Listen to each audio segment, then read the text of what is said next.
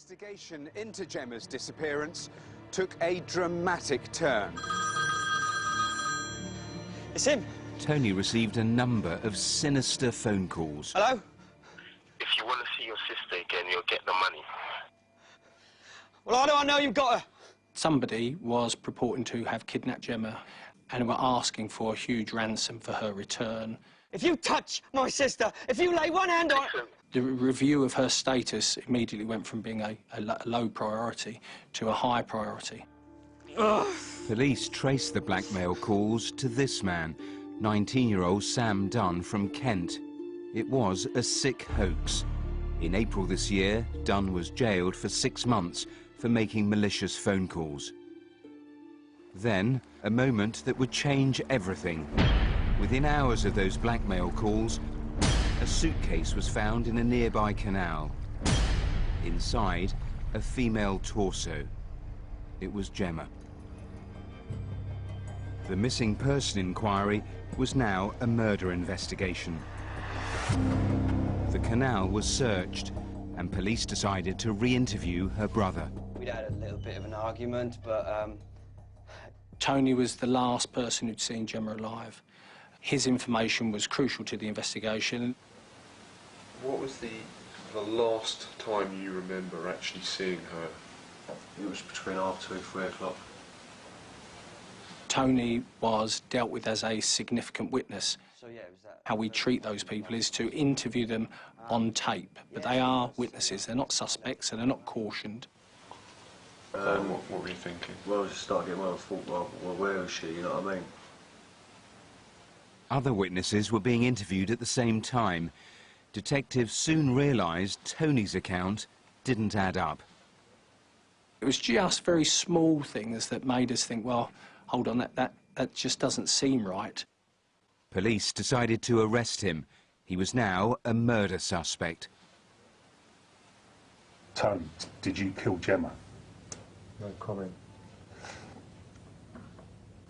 Tell me about what you know about the disappearance of Gemma. No comment. Surely you want to bring to justice the people responsible. No comment. It's not infrequent that people don't want to speak to the police. But given that it was his sister, it was bizarre that he had that choice. And so the feeling within the team was, you know, this is our guy. 10 days after his sister disappeared, he was charged with murder. Gov. With Tony McCluskie in custody, police painstakingly began to build their case. They found pictures of Gemma on the morning she vanished and driving her car back home to the flat. Forensic officers searched the property.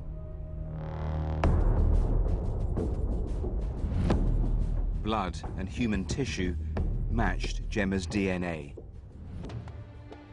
Detectives also checked phone records. The day after she'd gone missing, Tony had called a cab company. CCTV footage shows him with a heavy bag.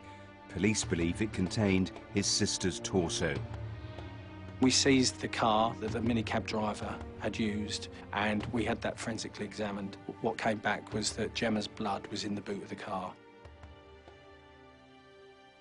After a 2-minute journey to the canal, Tony's then seen returning to the flat without the bag.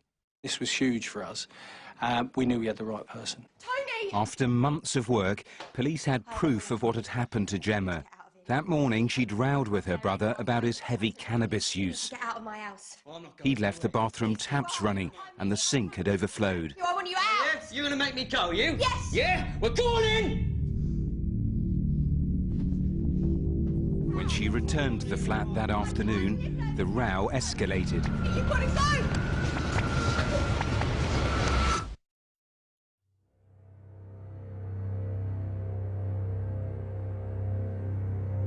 I've been a Metropolitan Police officer for nearly 29 years and been investigating murders for 10 years. And in all that time, I can genuinely and honestly say I've not come across anything quite as disturbing as this. Certainly, I've never come across a brother killing a sister. He was clearly evil in what he has done.